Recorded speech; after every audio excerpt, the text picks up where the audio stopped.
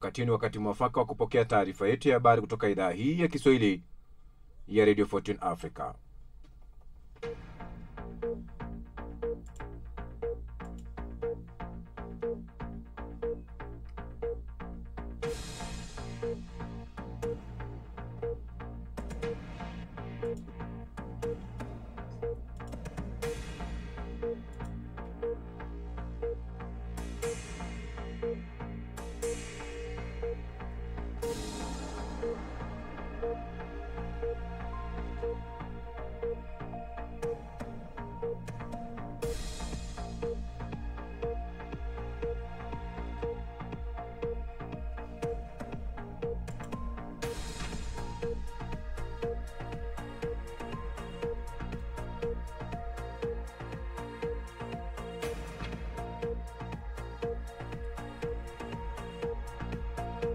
Karibu katika taarifa yetu ya habari kutoka idhaa hii ya Kiswahili ya Radio 14 Africa.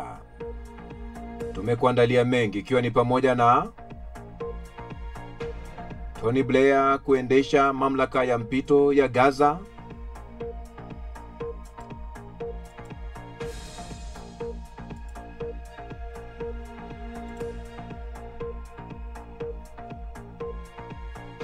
kwa nini Slovenia imeamua kumpiga marufuku Netanyahu kuingia nchini mwake, Trump atangaza ushuru mpya wa bidhaa zinazoingia Marekani, na Israeli yaishambulia ngome ya Wahudhi mjini Sanaa, yaua na kujeruhi kadhaa.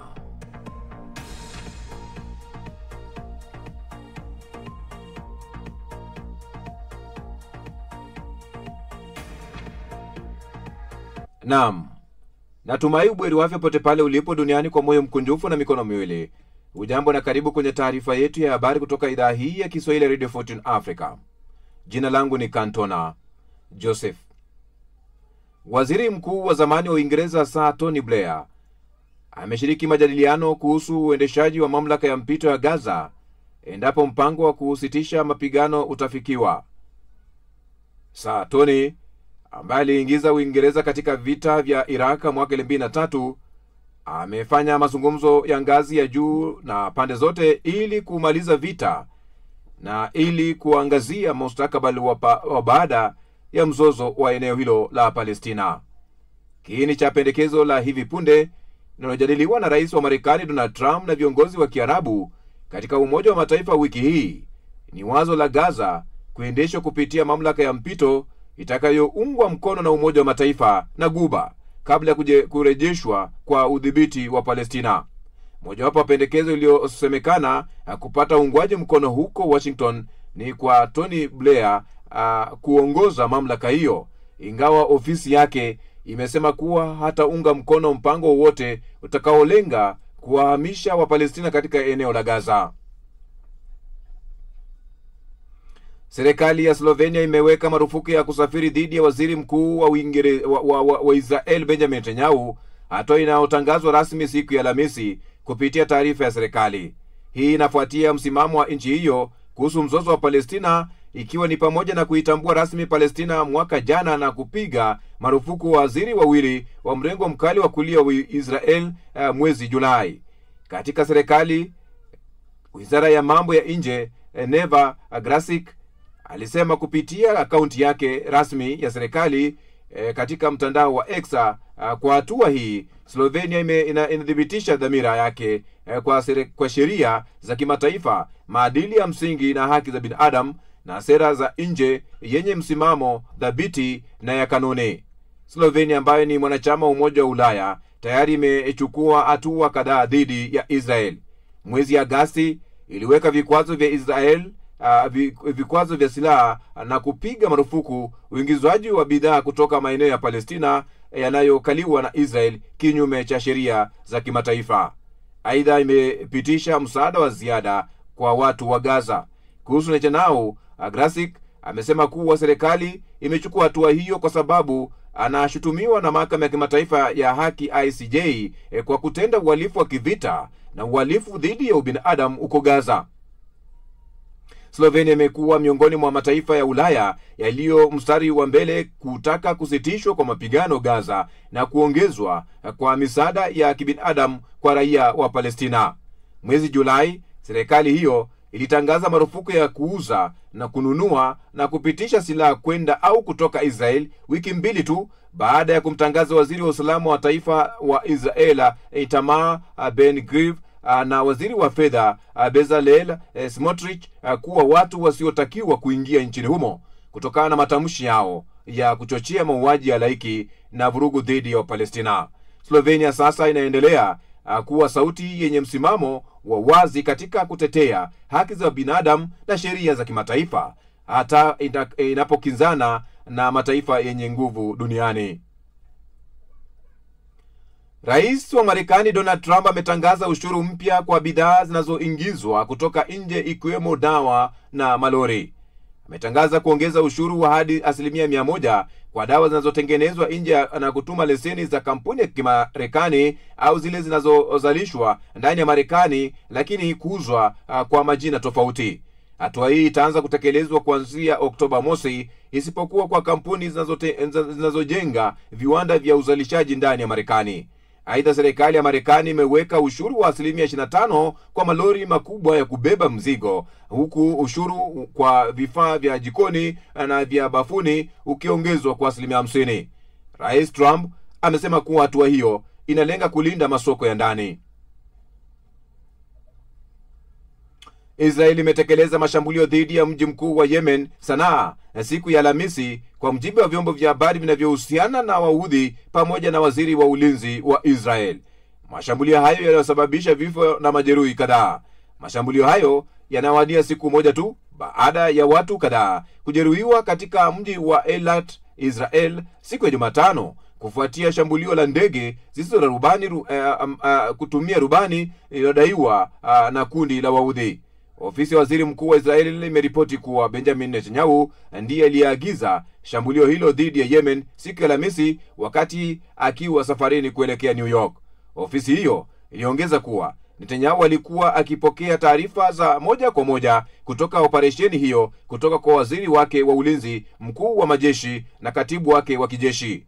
Baadaye kundi la Wahudhi Asa Allah nchini Yemen ilitangaza kuzindua kombora la kisasa la kasi kubwa linaloitwa Palestina 2 kuelekea Israel, wakidai kuwa kombora hilo limesababisha kusitishwa kwa shughuli katika uwanja wa ndege wa Ben Gurion. Televisheni El Masira inayohusiana na Wahudhi ilinukuu chanzo kutoka idara ya usalama na ujasusi ikisema kuwa uvamizi wa Israel dhidi ya Sanaa ulilenga katika kituo cha marekebisho ya tabia gereza kinachosimamiwa na idara hiyo ambacho kinahifadhi wafungwa na mahabusu. Ni taarifa ya habari kutoka idhaa hii ya Kiswahili ya Radio Fortune Africa. Sasa hivi tunajiunga na maripota wa DW katika awamu yetu ya pili ya matangazo yetu ya Afrika leo mchana.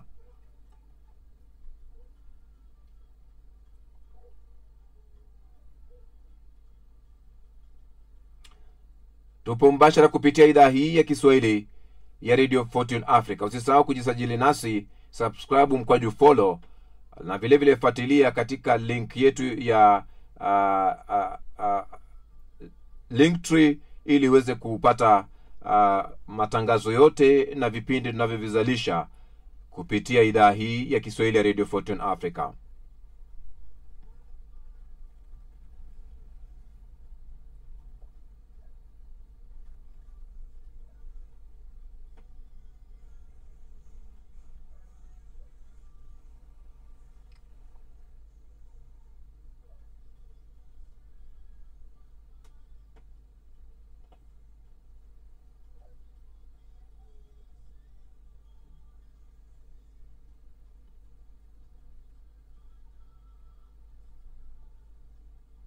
Ni matangazo ya moja kwa moja kutoka idhaa hii ya Kiswahili ya Radio Fortune Africa.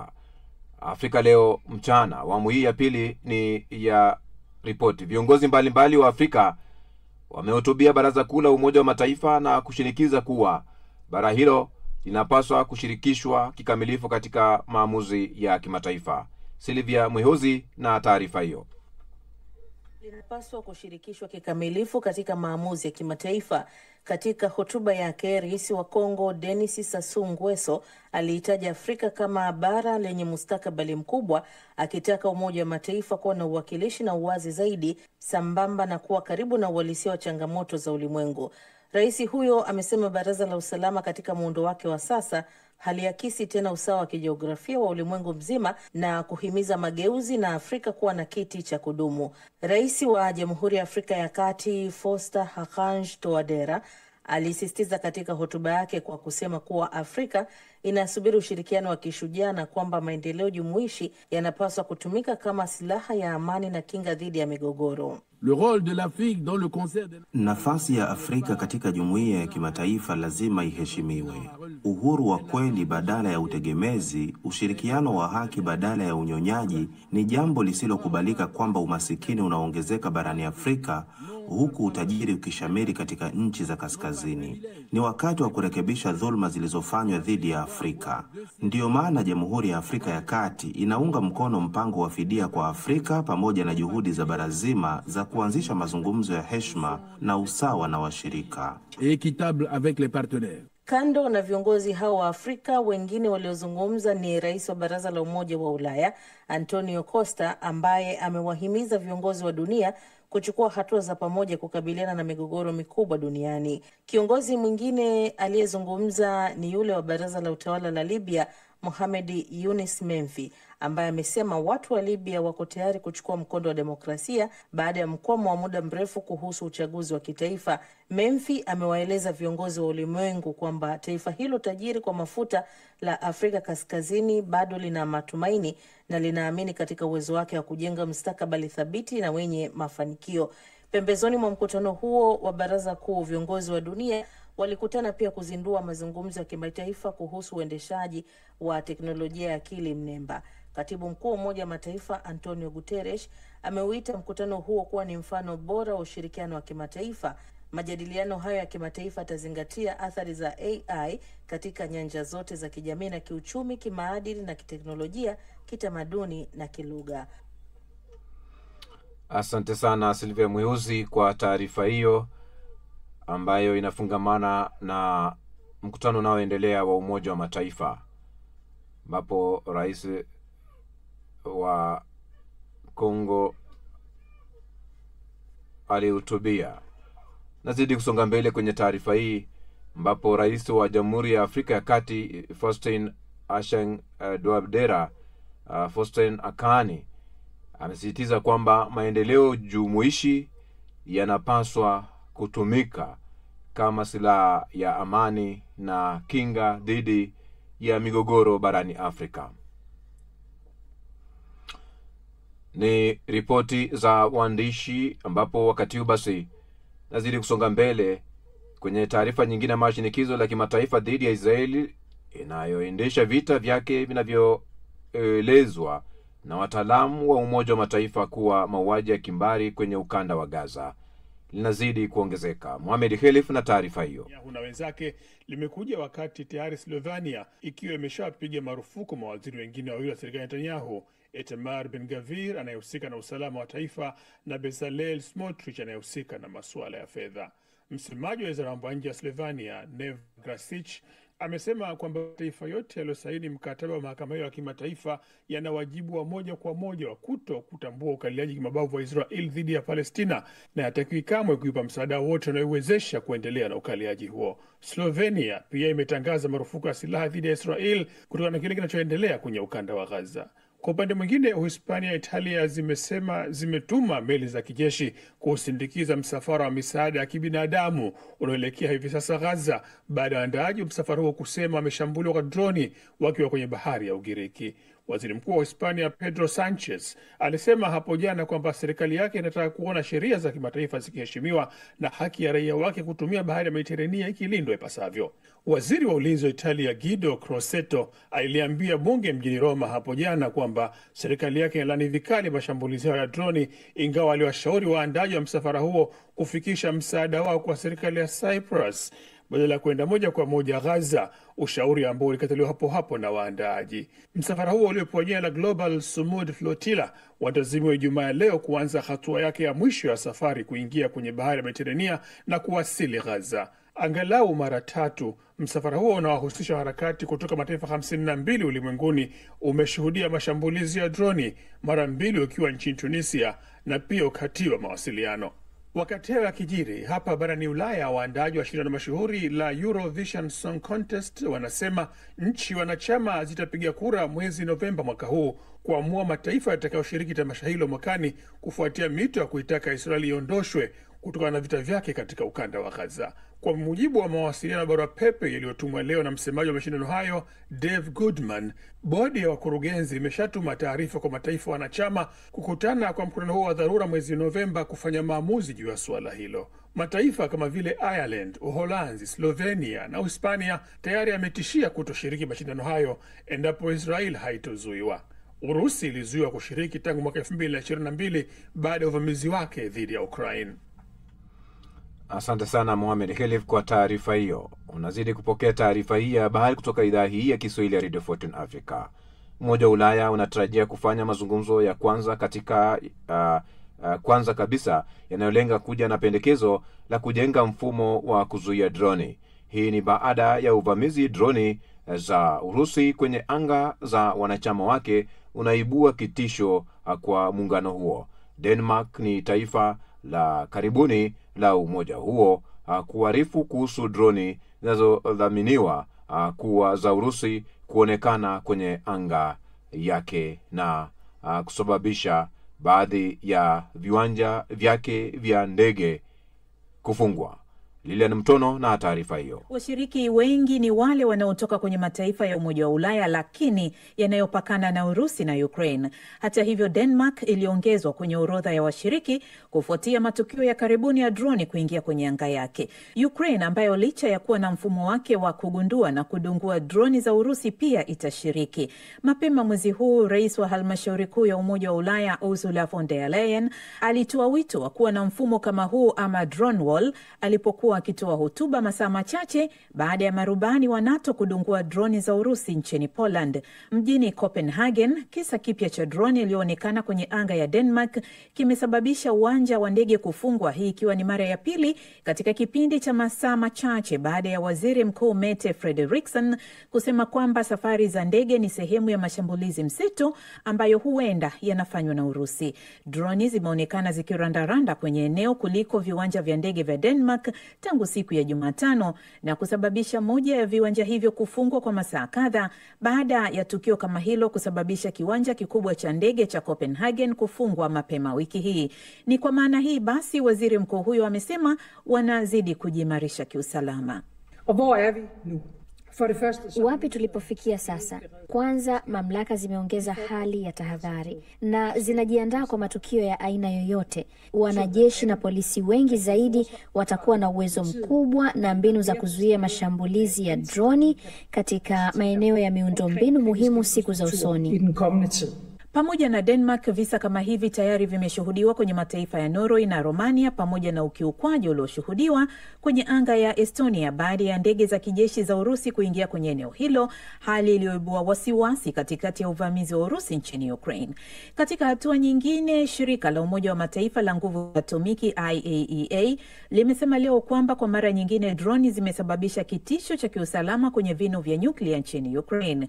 Mkuu wa shirika hilo Rafael Grossi amesema kwenye taarifa yake kwamba droni hizo zilizoruka karibu sana na vino hivyo zinaviweka hatarini baada ya droni moja kudunguliwa ikiwa umbali wa mita 800 kutoka kwenye kinu kilichopo mkoa wa Mykolaiv jana usiku. Droni nyingine kama 22 zilikaribia kinu hicho kiasi cha mita 500 ingawa hakukuripotiwa uharibifu.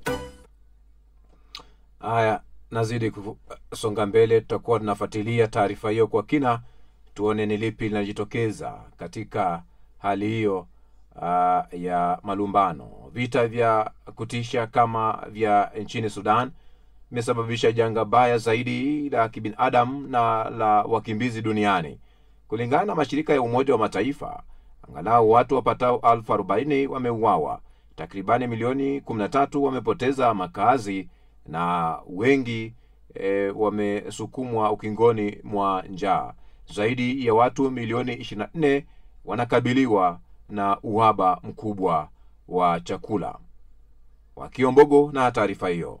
Amesema mkutano wa ngazi ya juu wa Baraza Kuu la Umoja wa Mataifa wa mwaka huu unaokamilika Jumatatu unaweza kuwa wa kuamua iwapo vita Sudan vitakomeshwa. Katika taarifa yake alisema kwa mara ya kwanza tangu vita vilipoanza zaidi ya miaka 2 iliyopita, nguvu kuu za kigeni zenye ushawishi mkubwa kwa Sudan zimekubaliana mwezi huu juu ya njia ya kumaliza vita, jambo linaloleta jukumu kubwa la kushawishi pande zinazopigana Sudan kukomesha mapigano. Sudan ilitumbukia vitani katikati ya Aprili mwaka 2023 wakati mvutano wa muda mrefu kati ya makamanda wa jeshi na wanamgambo ulipozuka katika mji mkuu Khartoum, kisha ukaenea Darfur Magharibi na sehemu nyingi za nchi hiyo. Katika hatua muhimu baada ya msururu wa mazungumzo, Marekani, Saudi Arabia, Misri na Umoja wa Falme za Kiarabu walitoa taarifa ya pamoja Septemba 12 wakitoa wito wa kuwepo usitishaji wa mapigano kwa miezi 3 ya mwanzo ili kuruhusu misaada muhimu kufikishwa kote Sudan, ikifuatiwa na usitishaji mapigano wa kudumu.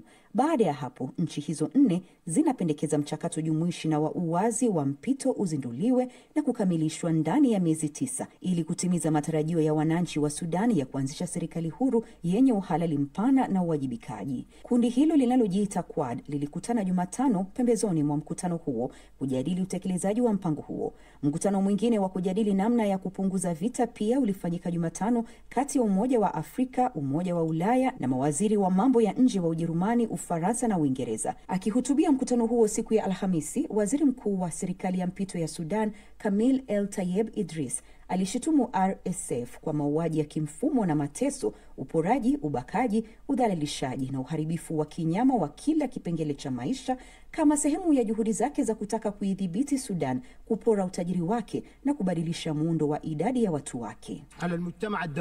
Jumuiya ya kimataifa na nyinyi ndiyo viongozi wa jumuiya ya kimataifa, lazima mfanye kazi ya kusitisha mtiririko wa silaha hatari za kisasa kuelekea kwa wanamgambo wa kigaidi. Lazima muwalani wanamgambo hao, muwatambulishe kama wahalifu, muwaorodheshe kama kundi la kigaidi, na lazima mkomeshe mtiririko wa mamluki.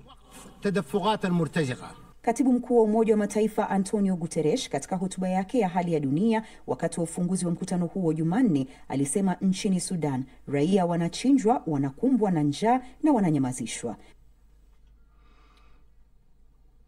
Haya, zidi kusonga mbele kwenye taarifa yetu. Kampeni za kusaka urais wa Jamhuri ya Muungano wa Tanzania zinaendelea. Wagombea sasa wanachanja mbuga kuizunguka mikoa, kata na wilaya za Tanzania wakinadi sera zao. Miongoni mwao ni mgombea urais wa chama cha wakulima Tanzania AAFP Kunje Ngombale Mwiru, ambaye katika mahojiano yake na Florence Majani wa DW kutoka Dar es Salaam amesisitiza msimamo wake wa kufungua bwawa la Mamba ambamo atawatupa mafisadi endapo atachaguliwa kuwa rais wa Jamhuri ya Muungano wa Tanzania. Na kusema na kusimama kuwaeleza Watanzania wakinichagua kuwa rais wa Jamhuri ya Muungano wa Tanzania tarehe 29 Oktoba, na waende kwa wingi kwenda kupiga kura, wanipigie kura mimi, nitaleta maheshimiano kwenye taifa hili, kwa sababu watu wanafanya kazi kwa mazoea. Nimepanga, nimewaambia Afrika, mtu akiteuliwa leo au akichaguliwa leo, uchaguzi ukiisha anakimbilia kwenda Ikulu, lakini mimi sitakimbilia kwenda Ikulu mpaka bwawa la Mamba lichimbwe pale kwa ajili ya adhabu ya fisadi ambaye atakayekula pesa za umma.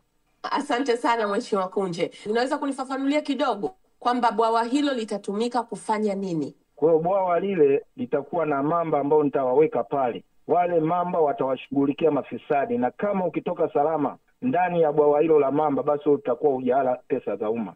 Mungu atakulinda. Pamoja na hilo la kuwatupa mafisadi kwenye bwawa la Mamba, lakini pia tumesikia baadhi ya ahadi zako kwamba unatarajia kurudisha hasa adhabu ya kunyonga. Kwa nini unataka kurudisha adhabu ya kunyonga? Adhabu ya kunyonga kwa sababu fisadi kama fisadi yeye hana huruma. Sasa mtu asiyekuwa na huruma, na wewe usimuonee huruma kama mtawala. Na tunaona kwamba unakwenda kumkabili rais ambaye amekuwa madarakani kutoka chama cha CCM, Samia Suluhu Hassan. Unadhani unaweza kuking'oa CCM madarakani? Mimi simkabili rais. Kwanza hilo nalitoa, na kikabili chama, yaani naikabili taasisi. Taasisi imeshindwa. Taasisi ya CCM imekosa pumzi. Wanafanya kazi kwa mazoea, wanatoa sera zao, wanawaahidi wananchi mambo ambayo utekelezaji wake hakuna. Nikirejea pale uliposema kwamba wewe unakwenda kukikabili Chama cha Mapinduzi, historia inaniambia kwamba wewe ni mtoto wa hayati Kingunge Ngombale Mwiru, baba yako ambaye alikuwa CCM. Je, kwa nini unatofautiana na itikadi za baba ambapo yeye alikuwa CCM na wewe umeenda kwenye chama kingine cha upinzani? Mimi kwenye siasa za mabadiliko, mimi ndio mtu wa kwanza kwenye familia, na nimetembea vyama vingi kuliko mgombea wowote wa urais. Kama unavyojua, mimi nimegombea mpaka uspika wa bunge la Jamhuri ya Muungano wa Tanzania baada ya Mheshimiwa Ndugai kung'atuka.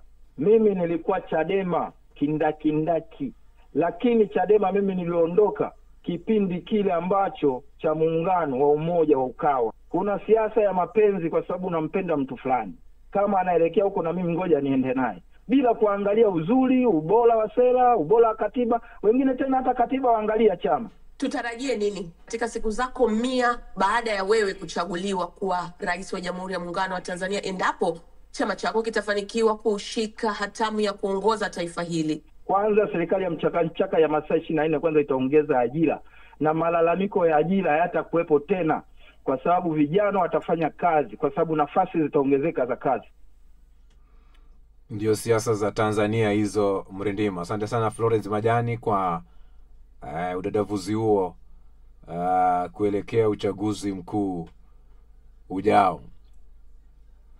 Tunakuomba mpenzi msikilizaji, Simama Kituo kufikia malengo yake, uratibu kwenye hatua ya kuweza kununua transmitter yenye uwezo wa kurusha matangazo yake mbali na kwa njia nzuri yatakayotanua wigo letu na kuwafikia mamilioni ya watu kwa njia ya FM. Wasilisha mchango wako kupitia paybill number ni 625625, account number ni 012450 85217800, au till number ni 4561468 kupitia mitandao yote ya kurusha pesa.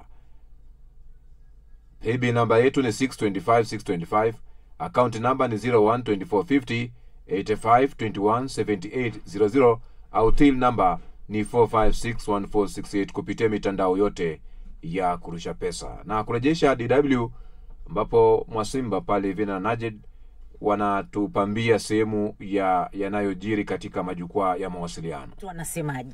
Haya, maoni ni mengi sana, lakini naomba nisome tu haya. Anasema anaitwa Mwana Ali, anasema hawa kina Mwajuma na kina Mwantumu hata kikombe cha maji tu hawakupi, mtu aje akupe figo. Maishehe anasema huu ndio umuhimu wa kuwa na mke zaidi ya mmoja. Kama ingekuwa na mke mmoja, je, wadau tuendelee kuoa? Jomo Mpima anasema kweli inawezekana. Kweli inawezekana kwa mke wa kwanza, sio mke wa pili. Kuna mwanamke kabisa anaona hapa furaha imepungua, basi naomba. Kwani huyo mke mdogo au mke mkubwa katoa figo? Mke mkubwa. Ala.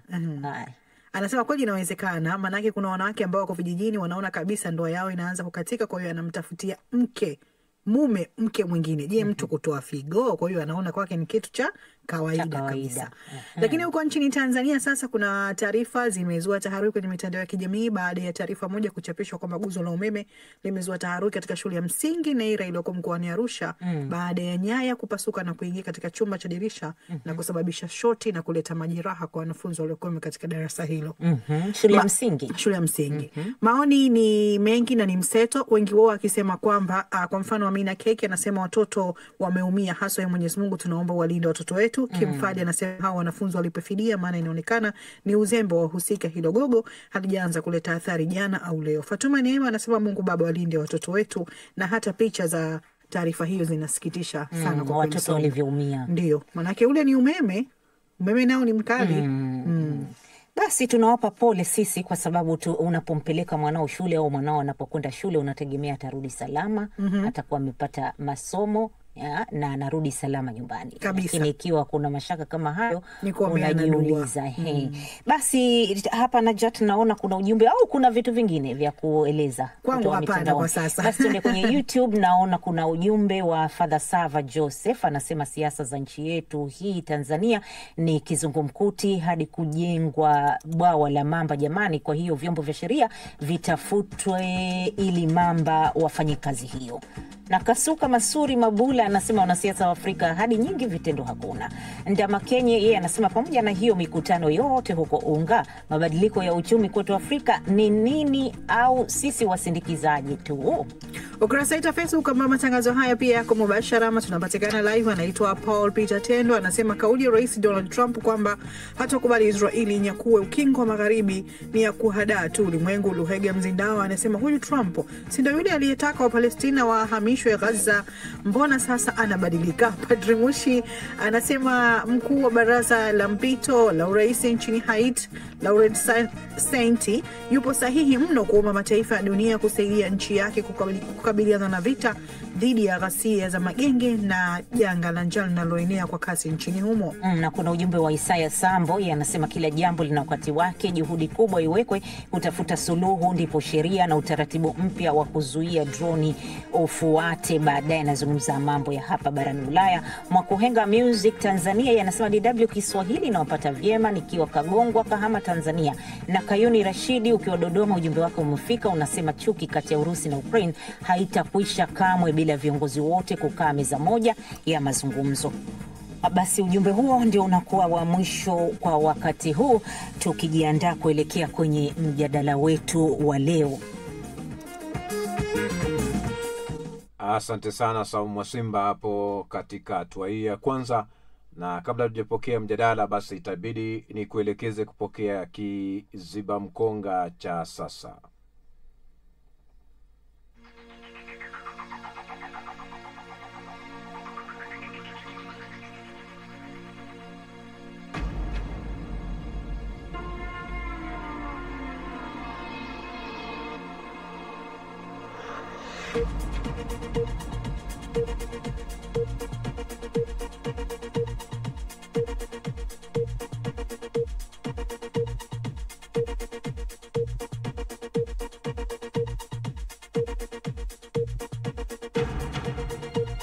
Kiziba mkonga cha sasa. Kama una mpenzi wa kike ambaye hajawahi kukuomba umpe au umfanyie kitu, yeye anakupa mapenzi tu, jua kuna mawili hapo.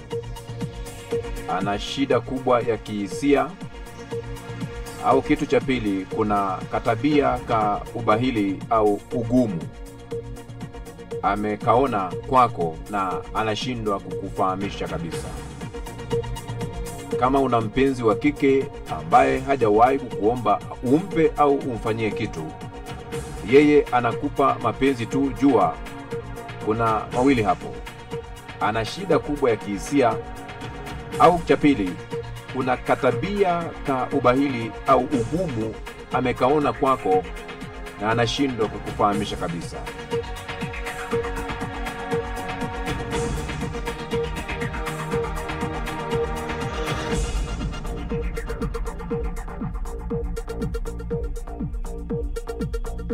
Na hicho ndicho kiziba mkonga cha sasa.